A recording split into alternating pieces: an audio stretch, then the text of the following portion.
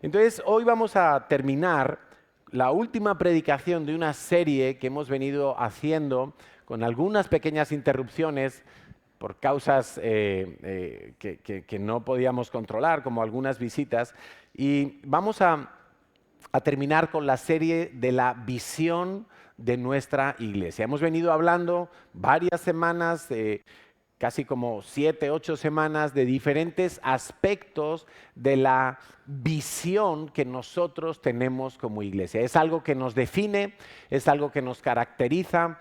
Una iglesia no tiene por qué ser mejor que otra, simplemente como iglesia nosotros hacemos lo que hacemos de una determinada manera y la visión explica por qué hacemos lo que hacemos. Y cómo la visión nos ayuda a cumplir con la misión con M que Dios nos ha encomendado a todos y que vamos a recordar en esta mañana, y es que Jesús le dijo a sus discípulos, las últimas palabras de Jesús a sus discípulos antes de ascender al cielo fueron: id y haced discípulos. Entonces, tú y yo somos iglesia que tenemos que estar metidos en esa misión. Tenemos que estar cumpliendo esa misión. Si alguno llegó a la iglesia o a la vida cristiana solamente pensando que Dios iba a arreglar algunos asuntos, quizá en su alma, quizá en sus finanzas, quizá en su matrimonio, quizá en sus ataduras y vicios y esclavitudes, pues quiero que sepas que eso es solamente el previo, eso solamente es algo con lo que Dios te ha atraído y te ha seducido para que le conozcas, para que estés en su presencia, pero Dios nunca ha cambiado su misión para la iglesia, y hasta que Jesucristo vuelva, esa misión con M es hacer discípulos. Nuestra misión no es plantar muchas iglesias, nuestra misión no es ir y hacer todos los días evangelismo en el Arco del Triunfo. Nuestra misión es hacer discípulos. ¿Cómo logramos cumplir esa misión? Bueno, eso lo explicamos con esta serie de predicaciones que hemos venido haciendo, que hablan acerca de nuestra visión con V, visión. ¿Cómo vemos la iglesia? ¿Qué tipo de iglesia vemos? ¿Cómo nos conformamos? ¿Cómo nos caracterizamos? ¿Cómo nos movemos? ¿Qué características tenemos para llegar al cumplimiento de aquello que no va a cambiar, que no lo ha establecido el hombre, sino que lo ha establecido Dios, y que es la misión de hacer discípulos? Todo lo que hacemos en la iglesia tiene que ser con eso en el punto de mira. Entonces, hemos estado hablando de que somos una iglesia que nos vemos como una familia, que nos vemos amando a Israel, que nos vemos creciendo en generosidad, que nos vemos... Por cierto, hoy empieza un curso de finanzas para los que estén interesados en hacer un curso de finanzas. Al final de la reunión vamos a dar los detalles. Evidentemente es un curso para los que ya terminaron el curso de sanidad, y el siguiente nivel que pueden optar es el curso de las finanzas, pero somos una iglesia que trabajamos la sanidad de las finanzas, pero también el crecer en generosidad. Hemos hablado del discipulado, y si tú eres alguien que viene a esta iglesia como un espectador a ver una película de cine, a ver a qué hora es la sesión, a las 11:30 y luego me voy, pues quiero que sepas que no somos así. Nosotros discipulamos. Por eso en algún momento de tu tránsito por la comunidad cristiana integral, alguien te va a decir: oye, haz el conéctate, oye, métete a una célula, hacer estudio bíblico, ten un líder que te pastoree, que te diga las cosas, que te ayude, que te corrija, a quien rindas cuentas. ¿Por qué? Porque todo eso forma parte del discipulado. También hemos hablado del servicio, porque somos una iglesia volcada, donde queremos que todo el mundo que llegue a la iglesia pueda servir de alguna manera en el cumplimiento de la misión. Somos una iglesia que cuida la doctrina, que somos bibliocéntricos, si pudiéramos inventarnos esa palabra, pero somos una iglesia que alaba a Dios. Nos vemos también como una iglesia que ama la segunda venida de Cristo, y toda esa serie la tienes en YouTube. en el canal de CCI Barcelona, que te lo van a poner aquí ahora mismo en pantalla. Entonces, los que no hayan visto toda la serie o se perdieron algún fin de semana, pues o quieren repasar y reforzar estos conceptos y entender cómo somos como iglesia y entender si tú quieres ser parte de esta iglesia, porque tú vas a tener que abrazar toda esta visión. Si no, te vas a convertir en un estorbo. Si tú no amas y vives y practicas y transmites la visión de la iglesia por todos tus poros, entonces en algún momento tú te vas a convertir en un obstáculo en esta iglesia. Vas a empezar a ser un problema, te vas a sentir desplazado, como que no encajo. Es normal. Tendrás que mirar si quieres abrazar esta visión y amarla o buscar una iglesia con la visión que tú tienes, si es que la encuentras, y establecerte allí. Pero te animamos a que conozcas la visión, a que la mires, a que la vivas por un tiempo, a que te metas en ella y entonces vas a poder seguramente empezar a amar y a ser parte integral, parte completa de esta iglesia. Y es importante que todos los que estamos aquí, no importa si es la primera vez que vienes hoy a esta iglesia o si llevas muchos años viniendo, lo más importante es que todos conozcamos esta cultura, conozcamos esta visión de iglesia.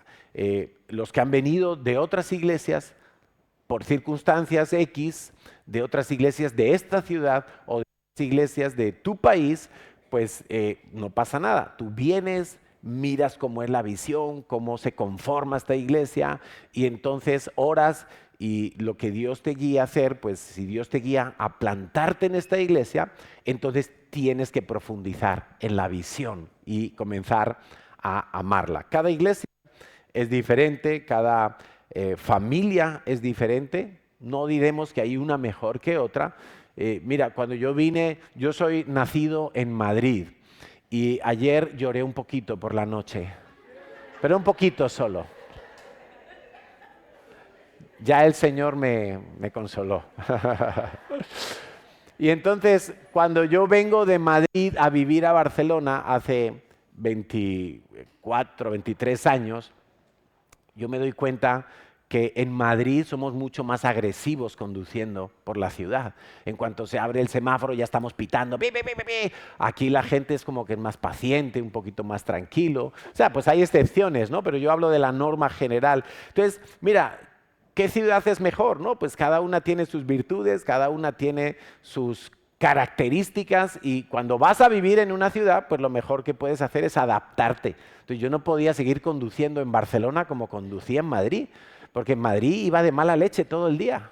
Estaba enfadado a todas horas, todo el mundo pitando, todo el mundo corriendo, me meto, aquí un poquito más tranquilo, entonces aquí el león se ha amansado un poquito y me tuve que adaptar, porque si no yo sería un bicho raro y nunca me hubiera podido adaptar a esta ciudad.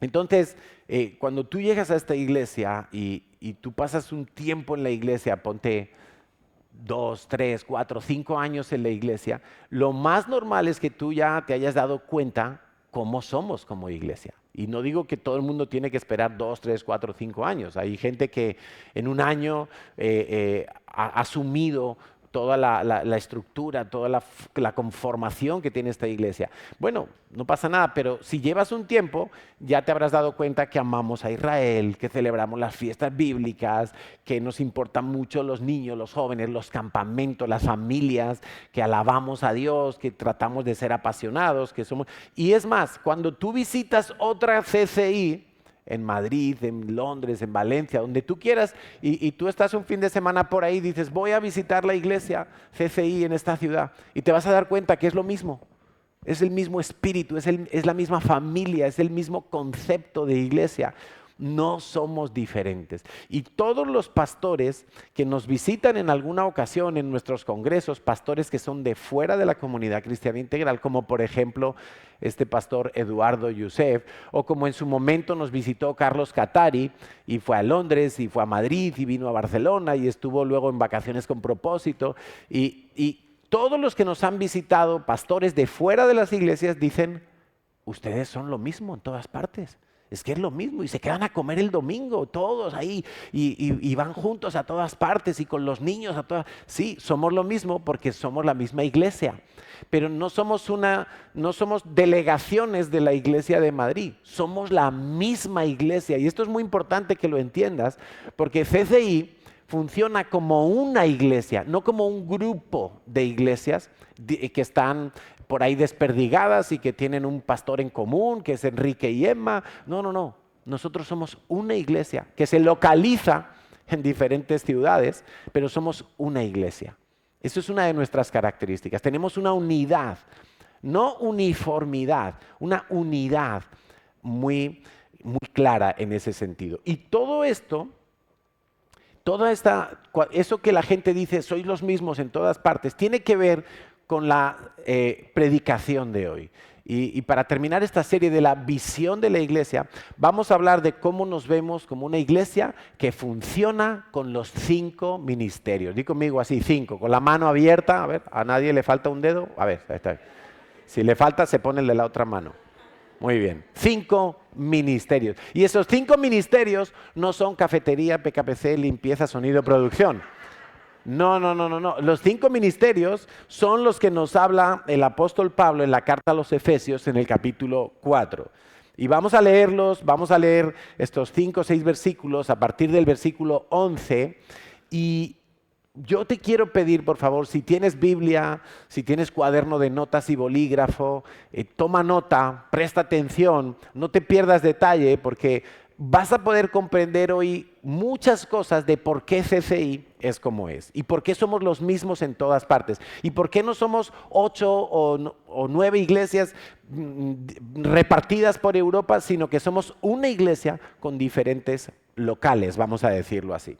Bueno, entonces en Efesios 4 dice así, y versículo 11, Efesios 4, 11. Y él mismo, está hablando de Jesús, constituyó a unos apóstoles, a otros profetas, a otros evangelistas, a otros pastores y maestros. Ahí tenemos los 5 ministerios. Vamos a ir hablando de estos 5 ministerios a lo largo de la predicación. Versículo 12.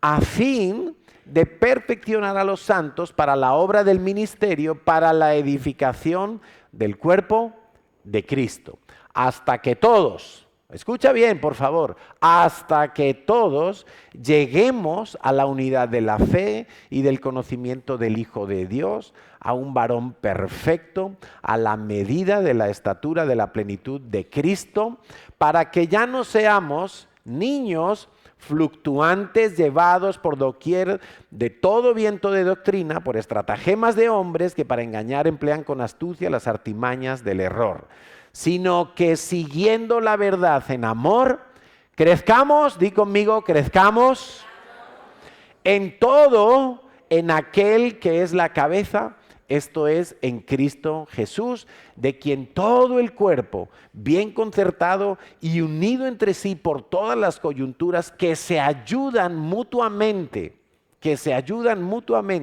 según la actividad propia de cada miembro, recibe su crecimiento para ir edificándose en amor. En el tema que di en el redil, yo empecé con una parte de esta sección de Efesios, donde hablaba de cómo la Biblia continuamente nos habla de crecer, madurar, edificación, multiplicación. Sí, el concepto de Dios nunca es estancamiento.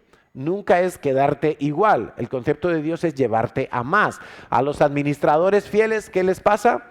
Que Dios les da más. No les quita, no los deja igual. A los administradores fieles, a los que usan correctamente y dando gloria a Dios todo lo que Dios pone en sus manos, dones, dinero, tiempo, familia, hijos, fuerza, lo que sea. Si tú lo usas y lo administras correctamente, entonces Dios aumenta tu capacidad.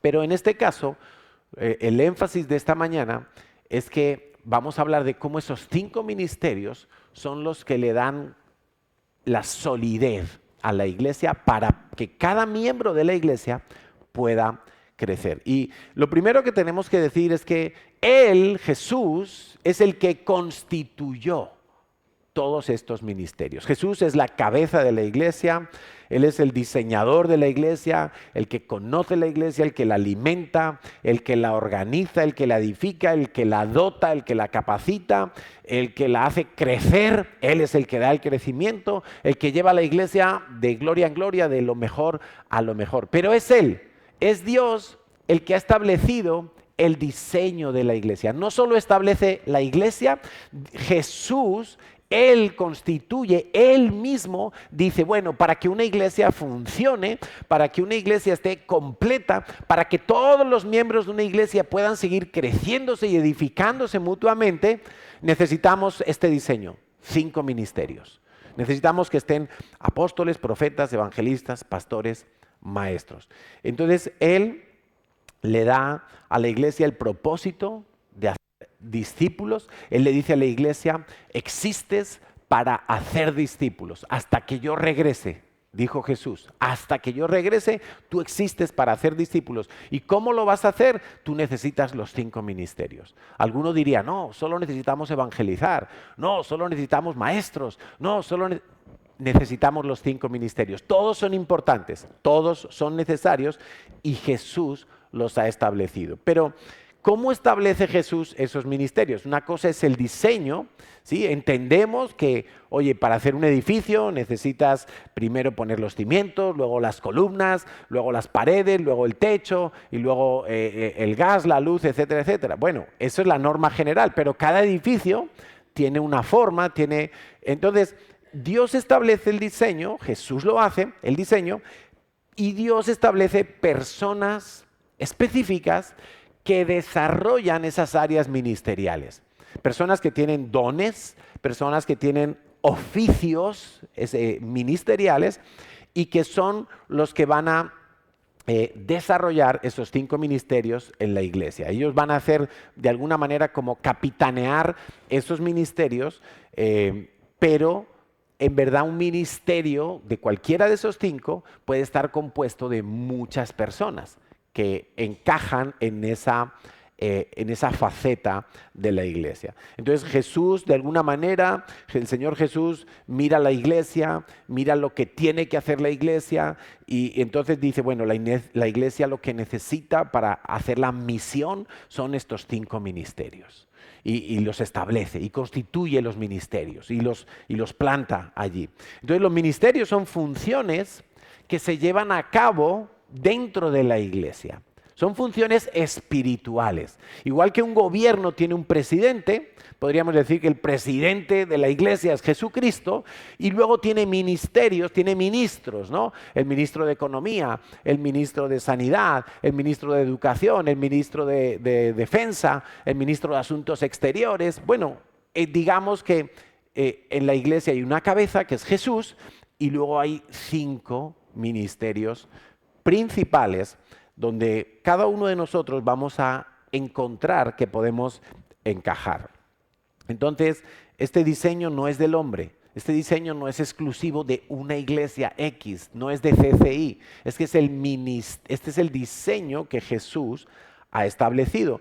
Y mira, que no se nos ocurra en ningún momento de nuestra existencia, ni como personas, ni como familias, ni como iglesia, hacer algo que sea diferente al modelo de Dios, porque entonces nos vamos a meter en problemas. Que no se nos ocurra inventarnos algo que no se ha dado del cielo a nuestras vidas, porque entonces nos vamos a meter en problemas. Y te puedes leer Romanos capítulo 1 para que veas cómo le ha ido al ser humano, cómo nos ha ido cuando hemos decidido ignorar el modelo de Dios como personas y hemos empezado a decir todo lo que se nos ha ocurrido, que ya no hay género masculino y femenino, sino que hay no sé cuántos géneros, que etcétera, etcétera. El nivel de deterioro, la escalera descendente de corrupción y de maldición en la cual está viviendo el ser humano es impresionante. ¿Y fruto de qué? De desecharlo de Dios y decir, no, yo me voy a imponer a inventar algo que seguro que funciona mejor porque así lo siento, ¿no? Entonces, en la iglesia o en cualquier aspecto de la vida, pero especialmente en lo que concierne a la iglesia, yo no tengo que luchar por subir, por crecer, no tengo que esforzarme en ese sentido, sino que yo lo que tengo que estar injertado, tengo que estar bien enraizado en el modelo de Dios, porque de esa manera yo voy a crecer. ¿Qué le ocurre a una planta? Supongamos que esta es una planta de verdad. ¿Qué necesitaría esta planta para crecer? La planta no está pensando en crecer más alto o en dar más peras. No, la planta lo único que necesita es sol y agua, sol y agua. Y de vez en cuando que venga el payés y le quite las malas hierbas y le quite los arbustos alrededor. Y solo con eso su diseño va a ser crecer. Pero entonces no tiene que esforzarse en ser que maulla, no tiene que esforzarse en ser un águila que vuela. No, si es un peral, pues tiene que estar allí como un peral y crecerá. Me habéis dicho que mueva el micrófono, pero no sé cómo. ¿Qué hago? Nada, no hago nada. Vale, me voy a mi casa. Entonces, ahí nos detalla que son esos 5 ministerios, y esos 5 ministerios, una de las claves es que tienen que estar equilibrados. Es decir, un ministerio de esos 5 no es más importante que otro. Tienen que estar presentes los 5 ministerios en la iglesia, tienen que estar bien equilibrados. No se trata de que todo es profecía, o de que todo es enseñanza, o de que todo es evangelismo, y los otros ministerios muy menguados, muy mermados. No, tiene que haber un equilibrio. Y cuando ese equilibrio se da, y colaboran y funcionan como un engranaje, entonces la iglesia va a poder cumplir la misión perfectamente. Nos dice ahí en el pasaje que hemos leído que todo esto es para capacitar y perfeccionar a los santos. O sea, los ministerios en la iglesia no están para que se levante un superapóstol, para que se levante el profeta o la profeta no sé cuántos y todo el mundo lo mire y lo admire. No. Los ministerios están para llevarte a ti a una perfección, a una madurez, para capacitarte a ti. Y quiero que te quedes con esa palabra, capacitarte. Los 5 ministerios, cuando están funcionando correctamente en una iglesia, van a provocar, van a producir que tú estés mejor capacitado espiritualmente para poder servir a Dios. Entonces, Jesucristo, que es el que establece todo este diseño, al mismo tiempo es la personificación de todos estos ministerios en acción. Jesús, que es la cabeza de la iglesia, es la cabeza del cuerpo de Cristo, pues nosotros vemos que Jesús dice en Hebreos 3:1 que se le llama apóstol y sumo sacerdote de nuestra profesión, Cristo Jesús. O sea, Cristo Jesús ejerció el ministerio apostólico. Vamos a detallar luego en qué consiste ese ministerio. La mujer samaritana en Juan 4:19 le dijo, yo creo que tú eres profeta. ¿Sí? Y vemos que Jesús en algunos momentos también ejerció, no fue siempre como un apóstol, y en otros momentos no, sino que, bueno, era apóstol, pero también era profeta, también ejerció ese ministerio profético, pero siempre estuvo también manteniendo el ministerio evangelístico en acción. Él predicaba en cualquier oportunidad, la misma mujer samaritana, Nicodemo, todo el que se le acercaba con alguna pregunta, pues él lo cogía y lo llevaba. Y cuando Jesús estuvo en Nazaret, en cierta ocasión visitando su ciudad natal, donde se crió, y entró a la sinagoga, como tienen por costumbre los judíos en el día sábado, en el Sabbat, y entró a la sinagoga y justo estaban leyendo un pasaje de Isaías. Y nos cuenta la Biblia en el Evangelio de Lucas, por ejemplo, capítulo 4, que cuando escucharon esas palabras del profeta Isaías, donde dice que el Señor me ha ungido para proclamar las buenas nuevas. ¿Eso qué es? El Evangelio, ¿no? Las buenas nuevas. El Señor me ha ungido para proclamar las buenas nuevas. ¿Cuáles son las buenas nuevas? Mira, no puedes cumplir la ley. estás condenado a ser un pecador porque es imposible para ti cumplir la ley. Si te enfrentas a Dios y Dios te juzga con la ley, vas al infierno. ¿Cuál es la buena nueva? La buena nueva es que Jesús vino a cumplir la ley, ser perfecto, morir en la cruz para que tú no tengas que morir por haber incumplido la ley. Esa es la buena nueva, la buena noticia. Y Jesús todo el tiempo estuvo predicando la buena nueva. Pero vemos que también se nos dice, y Jesús mismo dijo de sí mismo en Juan capítulo 10, versículo 11, yo soy el buen pastor. Jesús también ejerció el pastorado. Entonces, cuando Jesús le dice a Pedro, apártate de mí, Satanás. Ahí vemos dos ministerios en acción. El profético, porque está teniendo discernimiento. No es Pedro el que está diciendo unas palabritas. El demonio está hablando a través de Pedro. Entonces tiene discernimiento, pero también está ejerciendo de pastor, porque le está diciendo, Pedro, ya vale, tienes que madurar. Deja de ser un niño en la fe y que te estás engañando a ti mismo. Madura, crece, pilas. Claro, esa parte a veces no nos gusta, pero los pastores a veces tienen que sacar la varita y dar pan en el culete, porque nos portamos mal. ¿Y quién nos va a corregir? Los pastores. Entonces Jesús dijo, yo soy el buen pastor, el que da su vida por las ovejas. El buen pastor, ¿qué hace? El buen pastor va a buscar la oveja perdida, va a buscar la perniquebrada, la entablilla la pierna, la carga en brazos, le pone el aceite de la unción ahí cuando tiene garrapatas y bichos enredados en su lana, y la cuida, pero también le va a exigir, porque le tiene que pelar la lana, le tiene que ordeñar la leche. Sí, la cuida, pero le exige. La pastorea y la lleva donde hay alimento, pero la tiene que corregir cuando se quiere tirar por el precipicio. ¿Sí? Entonces, esa es la labor pastoral. Y Jesús dijo, yo soy el buen pastor, pero también es maestro. Muchos, hay infinidad de pasajes en el Nuevo Testamento donde la gente le decía rabí, en hebreo, en arameo, rabí. ¿Qué significa rabí? Maestro. Maestro. Mucha gente se acercó a él y le reconocían como maestro. Ahora, no es que el que le reconocía como maestro le estaba faltando el respeto. Quizá en ese momento Jesús se estaba mostrando como maestro porque a lo mejor había dado el sermón de las bienaventuranzas y todo el mundo estaba como, uy, qué enseñanza, porque mucha gente lo decía, ¿no? ¿Qué teología es esta? ¿De dónde ha salido esta doctrina? ¿En qué escuela rabínica se ha formado? Porque nunca hemos oído lo que él predica, hay que poner la otra mejilla, hay que caminar la milla extra, ama a tus enemigos. Y decía, esto no se enseña en ninguna sinagoga de todo Jerusalén. ¿De dónde ha salido este maestro? Queremos oírle. Habla como quien tiene autoridad. ¿Sí? Era maestro en ese momento, pero al momento siguiente estaba ejerciendo de profeta.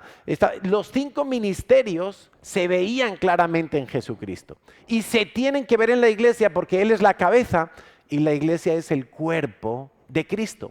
Por eso los 5 ministerios tienen que estar funcionando en la iglesia. Ahora, también nos habla en ese pasaje que hemos leído en Efesios que todo esto es para edificación del cuerpo de Cristo, para edificación de cada uno de nosotros, las personas que venimos a la iglesia, pero que sobre todo somos iglesia. Porque te vuelvo a recordar, la iglesia es iglesia cuando está congregada y cuando está disgregada.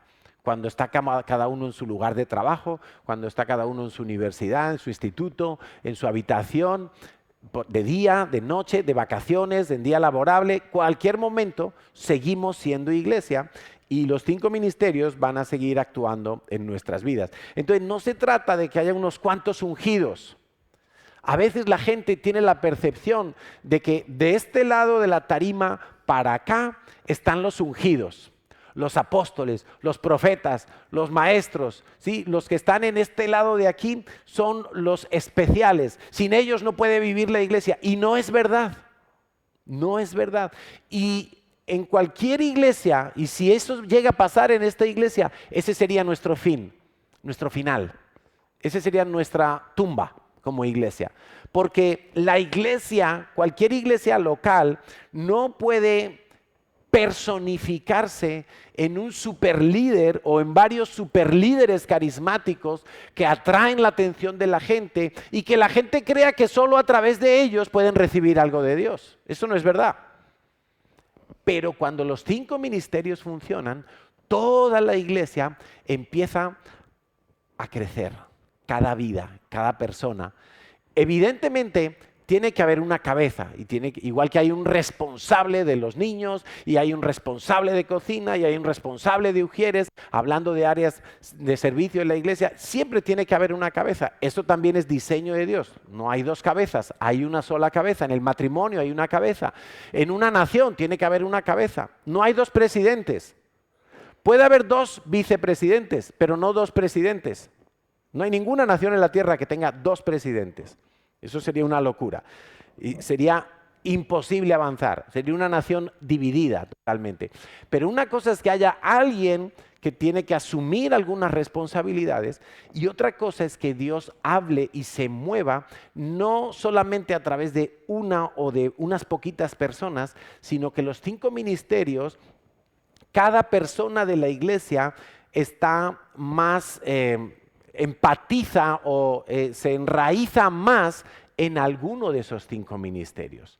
Y quiero que lo pienses de esa manera. Tú tienes que ver, al final de esta predicación, te tienes que ir a casa orando con la inquietud de decir, bueno, Señor, ¿yo en qué ministerio encajo? ¿Dónde es donde tú me quieres? Yo estoy en el ministerio apostólico, en el profético, en el evangelista, en el de pastoral, en el de maestros. ¿Dónde es mi lugar? ¿Dónde yo encajo? Señor, muéstrame, porque yo quiero engranarme en el lugar correcto. Porque esto no se trata de 1 o 2 que están aquí y que son los que todo el mundo ve. No, no se trata de eso. La iglesia somos todos y cada uno de nosotros, y los 5 ministerios van a hacer que todos lleguemos hasta la estatura de la plenitud de Cristo. Amén. Entonces, los 5 ministerios, escucha esto que es súper importante. Si te quieres quedar con algo, yo te diría que te quedes con esto. Los 5 ministerios no son para hacerte más dependiente del hombre, sino para llevarte a tener más dependencia de Dios. Y lo voy a explicar de esta manera. Todos hemos visto en algún momento, ay, que viene el profeta no sé quién a la ciudad, que viene el salmista no sé cuántos a la ciudad, que viene el apóstol no sé quién a la ciudad. Yo sí creo que hay apóstoles, pero cuando pasa eso, de repente la gente, que me diga algo de Dios, algo nuevo. Yo necesito escuchar a Dios a través de ese hombre. ¿Y cómo? Tú estás haciéndote dependiente, o más bien, incluso puede ser que ese tal profeta o apóstol, que quizá lo sea, pero no ha entendido la visión de los 5 ministerios y cree que solo el suyo es el importante, y entonces hace a la gente dependiente de él. ¿Quieres saber algo de Dios? Pregúntame a mí. ¿Quieres saber qué significa ese sueño? Pregúntame a mí. ¿Quieres que te enseñe una doctrina? Pregúntame. No, perdona. Los 5 ministerios tienen que llevarnos a ser más dependientes de Dios. Si yo escucho a un profeta y el profeta dice, mira, Dios está diciendo, qué sé yo, que son tiempos peligrosos, Dios me ha hablado, Dios me ha mostrado un sueño, lo que sea. Bueno, tú oyes eso. Y si es de Dios, vamos a ver que es de Dios, está diciendo ese profeta, tú dices, wow, son tiempos peligrosos. Pero Señor, entonces yo quiero tener el discernimiento que tiene este profeta. Señor, yo quiero aprender a oír tu voz. Eso es lo que debe despertar un profeta en la iglesia. Cuando el ministerio profético funciona, no es para que vayamos como a la bruja que me diga el futuro. Porque muchos creen que es así. Ay, que el profeta me diga cuándo me voy a casar. Que el profeta me diga si es rubio o moreno. No, eso es brujería. Que el profeta me diga si voy a hacer un viaje este año. Brujería. Ahora, si el profeta habla un énfasis de la palabra de Dios, porque no se puede inventar nada que no esté en la palabra de Dios, si no, no es de Dios. Cuando el profeta habla, en mí se tiene que producir un deseo de aprender a oír, un deseo de aprender a discernir los espíritus, por ejemplo. Ay, no, es que yo quiero que ore Harvey por mí, porque Harvey ve todos los demonios. Está muy bien, pero si tú llevas 10 años en la iglesia y todavía quieres que Harvey te libere, es porque todavía no has aprendido tú a autoliberarte, pues entonces tú te has hecho dependiente de un hombre y eso no te va a funcionar bien. Tú necesitas hacerte dependiente de Dios. Todos los ministerios en la iglesia, los 5 ministerios, tienen que llevarnos a hacernos dependientes de Dios. Yo tengo que tener, por eso Pablo dice en 1 Corintios 12, el último versículo, que no sé cuál es, justo antes de empezar el capítulo 13, dice, procurad los dones mejores. Claro, pero si los dones los da el Espíritu Santo como Él quiere, ¿cómo es que yo lo voy a procurar? Pues precisamente porque si yo oigo al profeta, yo puedo decirle, Señor, yo anhelo escuchar tu voz, yo anhelo entender un sueño que tuve y no sé qué significa. Y puedo ir al profeta y preguntarle, claro que sí, pero yo no me puedo quedar dependiente ahí colgado de ese hombre. Porque ese hombre mañana se muere o se va a otra ciudad o no está simplemente o se desvía de la fe. No te puedes hacer dependiente de los hombres. Y tristemente, a veces en las iglesias lo que ocurre es eso. Se levanta alguien con un don fuerte de Dios, con mucho carisma y la gente se vuelve dependiente de esa persona. Parece que Dios solo habla cuando Él habla. Parece que solo los cielos se abren cuando el apóstol ora. Parece que solo la gente entiende cuando tal maestro enseña. No, si estamos pensando de esa manera, ahí no están funcionando correctamente los 5 ministerios. Los 5 ministerios me tienen que llevar a depender de Dios. Si yo escucho a un maestro enseñando sobre un tema, imagínate un maestro que enseña sobre los últimos tiempos.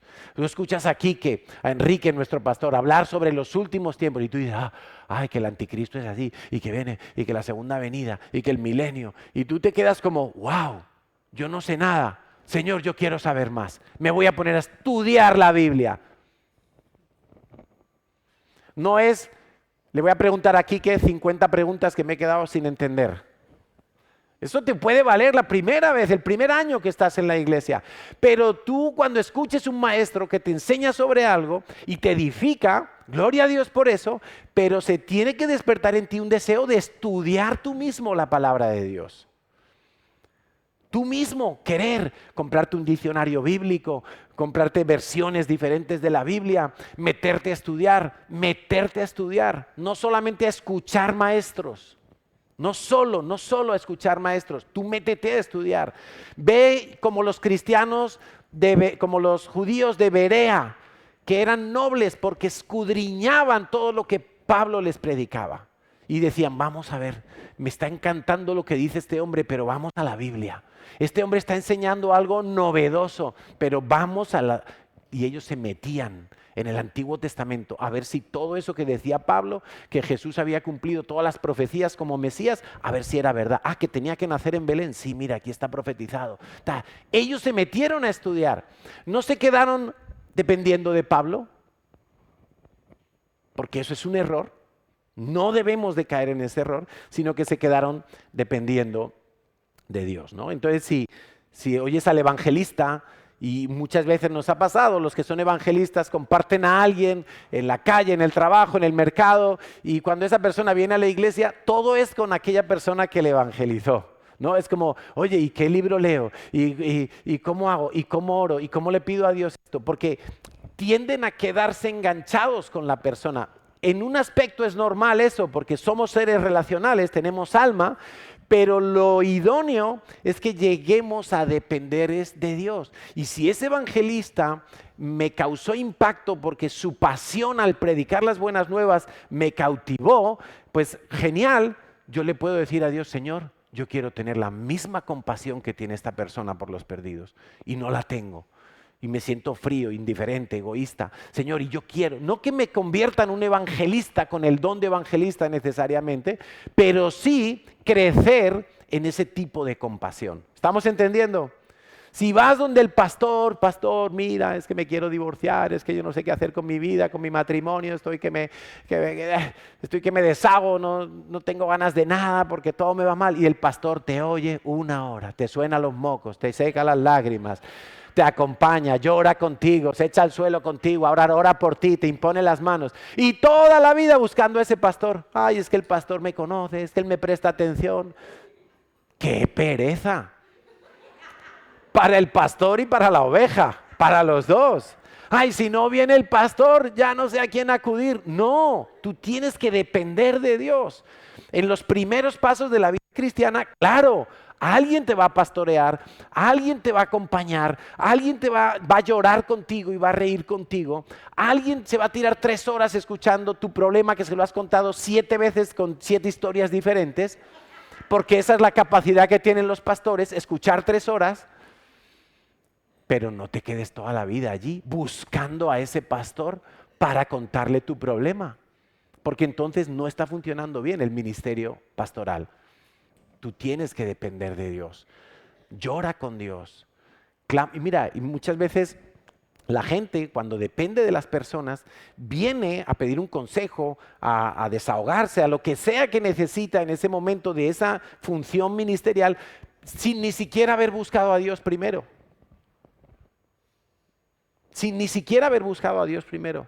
Pastor, ¿usted qué le parece? ¿Cojo este trabajo o este otro? Y digo, ¿has orado? Bueno, es que todavía no he orado, quería escuchar lo que usted me dice. Es que yo no soy Dios. Ora primero. A lo mejor cuando ores ya no tienes que venir a preguntarme, porque Dios te habla, mira por dónde. Porque Dios sigue hablando. Y los que tienen oídos, oyen. Los que no tienen oídos para oír, pues los tienen para ponerse las gafas nada más. Las orejas, ¿no? Entonces, no nos volvamos dependientes de las personas, sino de Dios, porque los 5 ministerios fueron dados para perfeccionar a los santos. Entonces, no se trata de que cada persona de la iglesia necesita tener un apóstol de cabecera, un profeta de cabecera, un evangelista de cabecera, un pastor y un maestro. Ay, yo llego a la iglesia y que vengan los 5 a atenderme. A ver, que necesito que me levanten el ánimo porque estoy hecho polvo. No, no, no. Cuando hablamos de perfeccionar a los santos, hablamos de que en ti se despierte lo esencial de esos ministerios para buscar más a Dios y de esa manera crecer. Y que no seas fluctuante, sino que madures.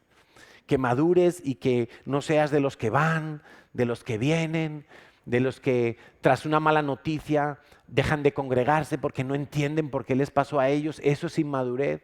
De los que oran y se cansan de orar y dejan de orar semanas y dejan de leer la Biblia semanas. Eso es inmadurez. Yo pregunto algo. Cuando tú, ayer perdió el Real Madrid y a mí me sentó fatal, pero yo hoy voy a comer. Y voy a comer y voy a disfrutar mi paladar de la comida. La vida sigue. Entonces, ¿por qué a veces cuando nos pasan cosas malas, que quizá no entendemos por qué Dios ha permitido que me echen del trabajo, por qué, Señor, me sacaron del piso, por qué mi mamá está muy enferma, por qué? Y no lo entendemos y no tenemos por qué entenderlo todo, familia, no tenemos por qué entenderlo todo, es la mente de Dios, no la podemos entender todo, pero yo puedo seguir confiando en Dios. Y eso es madurez. Yo puedo seguir creyendo que Dios es bueno en mi vida. Y eso es madurez. No necesito que todo me vaya bien para confiar en Dios. No necesito que todos mis planes se cumplan para decir que Dios es bueno. Es que muchas veces Dios va a ser bueno interrumpiendo mis planes, porque eran planes de niño, de insensato, que hoy me parecen bien, pero su final era un precipicio donde me iba a matar, donde me iba a destruir. El otro día me decía un joven, hice una entrevista de trabajo y me fue fatal, se me olvidó, me presenté en otro lugar y yo dije, ¿de qué te habrá librado Dios? Porque tú piensas, hoy me fue fatal, qué desastre, qué tiempo perdido, me presenté en un sitio y era en otro. Bueno, ¿y qué tal si es Dios que te libró de algo? Porque a mí me gusta ver las cosas pensando siempre que Dios es bueno. Pensando siempre que Dios es bueno. Entonces aquí tenemos una foto con una mano que representa los 5 ministerios. y vemos una mano extendida y el apostolado está puesto en el dedo pulgar, porque esto nos lo enseñó nuestro pastor Enrique hace mucho tiempo. Cuando tú cierras la mano para apretar algo, normalmente el pulgar queda por fuera, es como el que le da el empaque final a eso que estás sujetando o agarrando o eso que estás tirando, ¿no? Entonces el apostolado es como que sella a todos y los remarca a todos. No tienes la misma fuerza agarrando algo así que así. Así tienes más fuerza, ¿no? Entonces, ¿qué son los apóstoles o cuál es el ministerio apostólico? Bueno, pues es un ministerio de impulso, es un ministerio que establece las cosas, es un ministerio que coordina, es un ministerio que a veces tiene que romper con lo establecido y para eso se necesitan apóstoles. Y encontramos figuras apostólicas en el Antiguo Testamento y en el Nuevo Testamento. A veces creemos que los 12 apóstoles y más Pablo fueron los únicos apóstoles que existen. De hecho, en algunas corrientes teológicas dicen que ya no hay más apóstoles porque los apóstoles tenían que ser los que estuvieron con Jesús, los que le vieron resucitado y los que fueron enviados por él. Pero yo digo, yo estoy aquí en Barcelona, ¿enviado por quién? Si a mí no me envió el Señor, ¿quién me envió? Yo espero que haya sido el Señor. Entonces, no digo con esto que yo soy un apóstol, no me estoy refiriendo a eso, sino que nosotros sí creemos que a día de hoy hay apóstoles. Pero mira, algo precioso ocurrió en la clausura de nuestro congreso. Quisimos darle una felicitación y una honra especial a nuestro pastor Enrique, porque ahora en mayo él cumple 70 años redonditos. Y como no vamos a estar todos juntos en la fecha de su cumpleaños, pues quisimos aprovechar un mes antes y honrarle por toda su trayectoria. Y qué mejor que estaban los pastores Rafael y Donna Holland, a los cuales yo considero apóstoles del Señor. Y mira, cuando le pidieron al pastor Rafael que orara por Enrique, él oró reconociendo su apostolado. Y esto es muy importante. O sea, un hombre no se puede autoproclamar apóstol. O sea, imagínate que alguien de aquí sentado en la iglesia me dice, Carlos, tú eres un apóstol a partir de ahora. Eso no sirve. O que yo mismo me diga, bueno, iglesia, a partir de ahora yo soy el apóstol Carlos. Llamarme apóstol y me hacéis una reverencia. No sirve. Tiene que ser alguien que está por encima de ti en autoridad espiritual, que te pueda confirmar que tú eres apóstol. No alguien que está por debajo, ni tú mismo. No valdría que Natalia me diga, cariño, ahora tú eres el apóstol de la iglesia. Y yo, gracias, profeta. No vale eso. Entonces me encantó porque Rafael Holland, por Quique, y dijo unas palabras, dijo, yo reconozco el apostolado en este hombre. Y ciertamente ha sido así. Quique y Emma han sido pastores que les ha tocado romper con muchas cosas. Romper esquemas, romper moldes, violentar cosas para tener y ser lo que hoy somos como iglesia, por cierto. Entonces, llevan a cabo una obra especial los apóstoles que perdura en el tiempo. Cuando alguien no tiene el ministerio apostólico, lo que levanta se cae cuando se muere. O cuando se cae esa persona, se cayó todo su ministerio. Cuando un apóstol levanta algo en el reino de los cielos, eso va a perdurar generacionalmente. Eso va a mantenerse por generaciones. Los apóstoles tienen una visión generacional. No están pensando solamente en hoy que se pague la factura de la luz de la iglesia, hoy que esté limpio esto, hoy que salga bien el servicio. No, ellos tienen una visión generacional, ¿sí? Y hay diferentes alcances, apóstoles de diferentes alcances. Por decirlo de alguna manera, quizá hay apóstoles para una congregación o para una red de iglesias. Quizá hay apóstoles para una ciudad o apóstoles para un sector de la población. Por ejemplo, no, este es un apóstol que ejerce su ministerio entre los deportistas o entre los empresarios o entre la población musulmana en esta ciudad, por ejemplo, ¿no? Son como diferentes tipos de apóstoles, podríamos decirlo así. Eso es un poco la función apostólica. No que nosotros busquemos que haya apóstoles, no tenemos que buscar que haya apóstoles, pero cuando Dios levante un apóstol, no tenemos que oponernos, no tenemos que resistir eso. No es como, no, no. Y bueno, creo que los que ya llevan tiempo en la iglesia, a pesar de que reconocemos, por ejemplo, a los pastores Holland, y siempre les llamamos pastores Holland, pero yo creo que ellos son apóstoles. Ellos han demostrado en la trayectoria de su vida que su función ha sido apostólica. Ellos han sido pastores de pastores, por decirlo así, y lo que han hecho ha perdurado. O sea, ya tienen hasta bisnietos prácticamente sirviendo al Señor. Pero también creemos que Enrique y Emma son apóstoles, pero no les llamamos apóstoles. No nos gusta eso. No es como, igual que a mí no me gusta que me llamen Pastor Carlos. Yo le digo a la gente cuando viene a la iglesia, me puede llamar Carlos. Pastor es mi función, mi trabajo, si quieres decirlo así. Pero yo no veo aquí a un médico y le digo, hola, doctor. Hola, ingeniero. Quizá en Latinoamérica eso es más común, pero no estamos en Latinoamérica. Y en cualquier caso, a mí personalmente, me podéis llamar Carlos. Para mí no es una falta de respeto. Siempre y cuando el respeto esté en el corazón, porque a veces hay gente que te puede llamar Pastor Carlos y por dentro pensar que eres una porquería. Entonces, yo no veo el corazón de la gente, pero me podéis llamar Carlos. Entonces, ¿qué hacen los profetas? Los profetas tienen discernimiento espiritual. Los profetas interpretan sueños. Los profetas interpretan visiones o tienen visiones. Y por decirlo de alguna manera, son escogidos por Dios para enfatizar ciertos aspectos de la palabra de Dios o de los peligros o del movimiento espiritual en algún momento puntual, ¿sí? En algunas ocasiones, los profetas pueden usar la función profética para predecir algo, pero no es lo más común, ni mucho menos. Es lo menos común. O sea, el profeta no está para decirte qué tal te va a ir este año económicamente. El profeta no está para decirte qué número de la lotería va a tocar.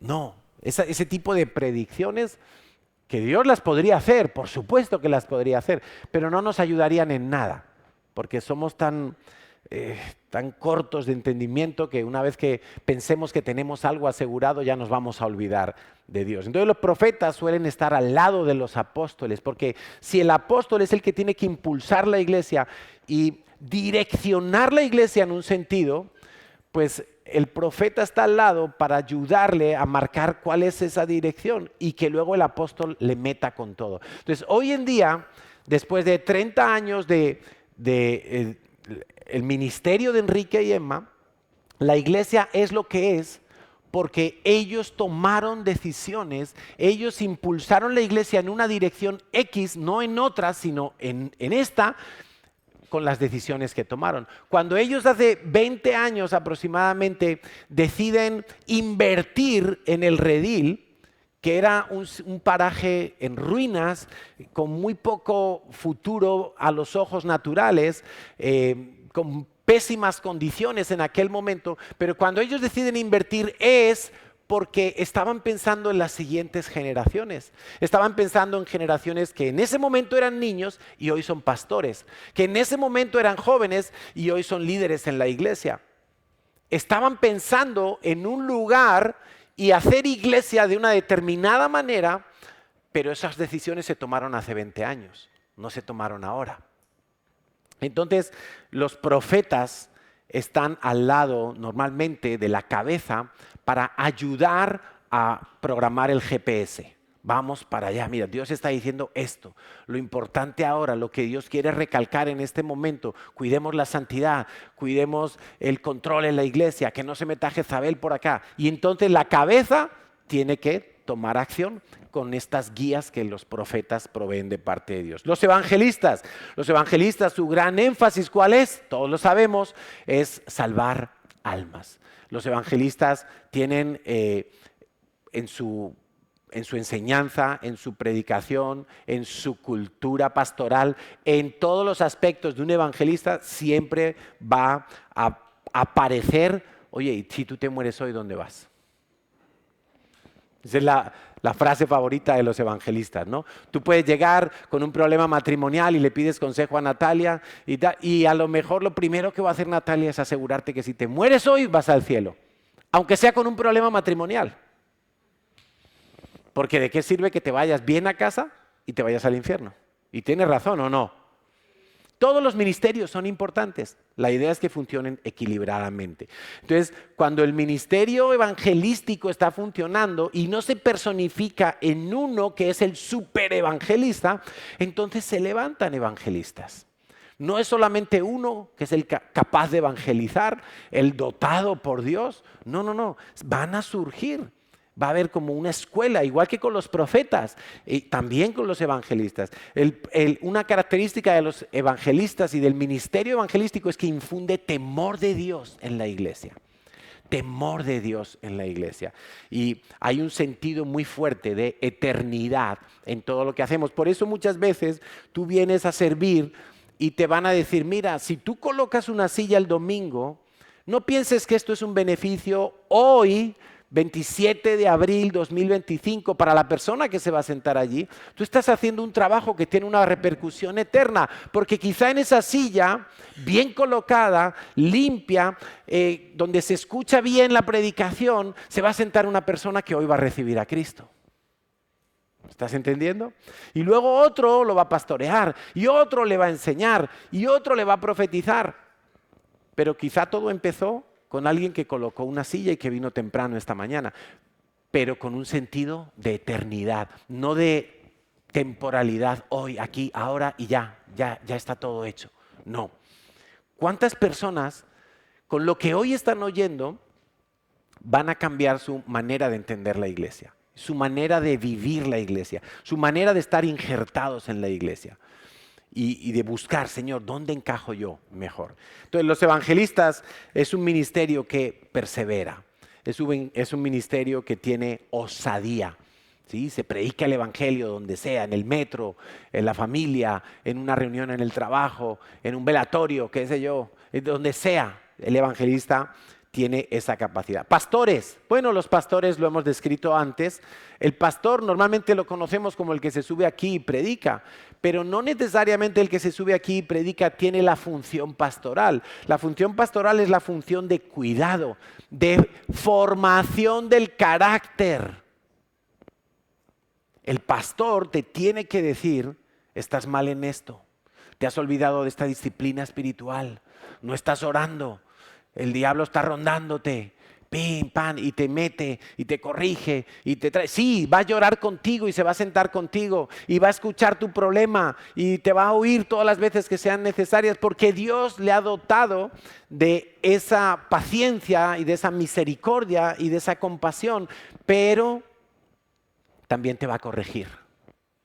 Y una iglesia sin pastores, una iglesia que no ejerza el ministerio pastoral adecuadamente, es una iglesia que puede criar muchos bebés espirituales que me den todo en la iglesia. Ay, ¿por qué el campamento es tan caro? ¿Cómo? Vete al del colegio de tu hijo y envíalo a ese campamento. Y luego me dices si es caro el campamento. No, ¿y por qué la iglesia? ¿Y por qué no me saludaron hoy? ¿Y por qué no me dejan entrar si he llegado 15 minutos tarde? ¿Y por qué? Bueno, pues mira, es que esto es así, así, así. Tú imagínate, bueno, a lo mejor alguno no se lo tiene que imaginar, pero imagínate que tú hubieras sido criado sin un solo correazo de tu padre, sin una sola limitación de tus padres, sin un solo tate quieto, quizás sin un solo capón. A mí me daban capones. ¿Sí? No digo que sea lo correcto, pero hoy, 56 años después, yo digo, benditos capones. Bendito mi padre que me decía, o estudias o te pones a trabajar ahora mismo, que aquí la sopa boba para ninguno. Bendito mi padre, que no me dijo, ¿qué quieres, hijo? Estas zapatillas, no importa que te hayan quedado 7, toma tus zapatillas Nike de 200 euros. Bendito mi padre, que no me daba todos los caprichos, sino que me exigía. Es que los pastores tienen que ser padres en todos los sentidos. En todos los sentidos. Y los padres no están solo para jugar al fútbol con sus hijos. Los padres no están solo para sentarse a ver una película con sus hijos. Los padres tienen que corregir y es parte de la función pastoral. Entonces, en esta iglesia el ministerio pastoral tiene que estar activo y tiene que estar, y es tan importante como el apostólico, como el profético, como el evangelista, como el de la maduración de nuestro carácter, que eso es lo que se va a lograr con el ministerio pastoral. Algunos piensan que el pastor es solamente para que me escuche como una especie de psicólogo cristiano, ¿sí? Voy a ver al psicólogo cristiano, porque si voy al psicólogo de allí del barrio, ese me cobra 50 euros la consulta. Entonces voy a pedirle el consejo al psicólogo cristiano, a ver, que me escuche este problemita que tengo, que mi hijo adolescente no me hace caso, que mi bebé mi niño de 2 años es muy rebelde y ¿qué hago? Entonces voy a pedirle el consejo al psicólogo cristiano. No, un pastor está para otras cosas y te va a corregir. El psicólogo no te va a corregir, lo sabías, ¿no? El psicólogo no te va a... Los psicólogos... Bueno, me voy a callar. Me voy a callar porque yo amo a los psicólogos, ¿eh? Pastores, vale. Y maestros, algunos piensan que como Pablo dice pastores y maestros todo junto, algunos piensan que todos los pastores son maestros y viceversa. Yo creo que no necesariamente, yo creo más bien que no, que el ministerio de maestro pues es un ministerio separado del de pastor. Y básicamente el ministerio de maestro lo que va a poner es el énfasis en la sana doctrina, en que todo esté ceñido a la Biblia, en que no, el profeta dijo algo, pero eso no es bíblico.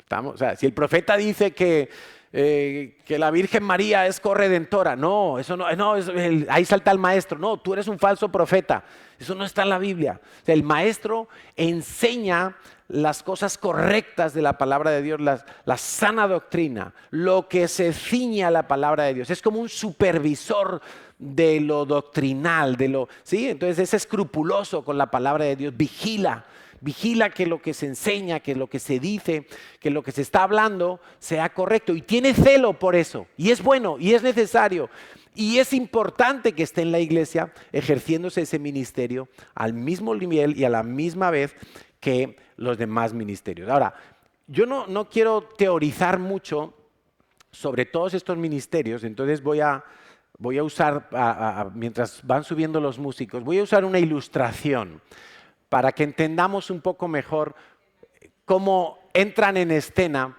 los 5 ministerios. Y escuché esta ilustración de un pastor y me gustó mucho. Y imagínate que vas por Barcelona y en la avenida Diagonal de repente hay varios coches que se chocan y hay un accidente, varios heridos y todo el mundo empieza a mirar qué ha pasado, hay heridos, hay gente sangrando, otros están mirando, llamando a emergencias.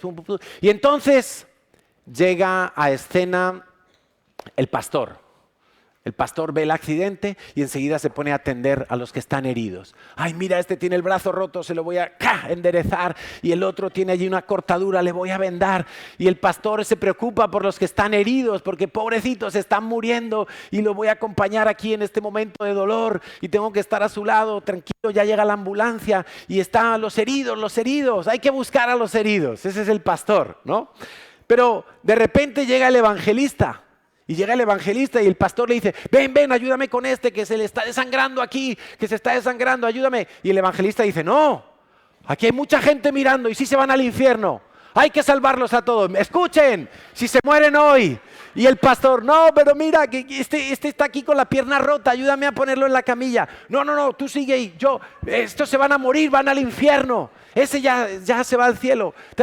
Y entonces ese es el evangelista. El evangelista quiere salvar almas. Y está cada uno en lo suyo. El pastor está ahí y llega el profeta. Y llega el profeta y ve al pastor ahí atendiendo al herido, ve al evangelista y el profeta dice, estos no entienden nada, yo tuve un sueño y vi este accidente. Yo vi este accidente hace una semana, yo sabía que iba a pasar, Dios nos está hablando, son tiempos peligrosos, familia, póngase en guardia, vamos a reprender demonios. Y entonces ese es el profeta, el ministerio del profeta. Y todos son necesarios, escucha, todos son necesarios. Si solo llega el pastor allí, va a hacer un poquito. Pero cada uno cuando llega empieza a moverse en su función ministerial. Entonces llega el maestro y ve todo el cuadro. Y ve ahí al profeta haciendo descender fuego del cielo. Y ve al evangelista con el puñal en la boca evangelizando a todos y metiendo el cuchillo. Y ve al pastor que está ahí atendiendo a los heridos. Y llega el maestro y dice, a ver, un momento, que alguien me entregue el manual del coche. A ver si este coche tenía la ITV correctamente, a ver si el conductor tenía el carnet, a ver que todo esté en regla, que todo esté en regla, que todo se ha hecho como dice el manual, porque si el fabricante lo dice, es por algo. Tenía las luces encendidas, puse la luz de emergencia, puso el intermitente, tiene que ser conforme al manual. Ese es el maestro. Vigila la doctrina, vigila que se cumpla la legalidad. ¿Sí? Y está bien, hace falta alguien que se ponga a revisar eso, por supuesto. Pero entonces llega el apóstol. Y el apóstol ve a todos trabajando, cada uno en su área. Y dice, muy bien, sigan haciendo eso. Pastor, atiende a los heridos. Evangelista, salva las almas. Profeta, tú sigue intercediendo ahí, que descienda fuego del cielo y que Dios hable más claramente. Maestro, revisa los manuales. Pero a mí, que alguien me traiga los planos de la ciudad. Yo quiero ver quién construyó esta carretera. Vamos a ver si hay que cambiar el rumbo y pasar por otro lado. Si aquí hay que hacer un túnel. Está en otro nivel. Está en otra dimensión, ¿no?